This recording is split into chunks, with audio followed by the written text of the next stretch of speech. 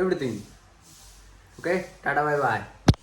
তো দেখো, দেখতেই পাচ্ছ বাবার কেকটা রেডি হচ্ছে এখন। তো আস্তে আস্তে সাজাবো এবার। মানে আগে মা বললো আগে কেকটা কেটে নে, তারপরে একবারে লাঞ্চটা করবি, কারণ কেক টেক আবার ভাতে রেট হয়ে গেলে আবার মা চিল্লাবে। ওই জন্য একবারে কেকটাকে সাজিয়ে নিই, তারপরে লাঞ্চ করবো।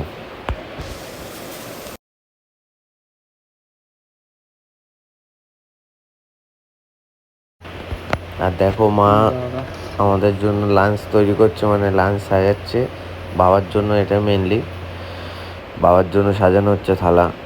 তা আমারও প্রায় কমপ্লিট হয়ে গেল। একটু দেখিয়ে দাও সবাইকে, একটু দেখেও নাও, একবার একটু রাউন্ড মেরে নাও।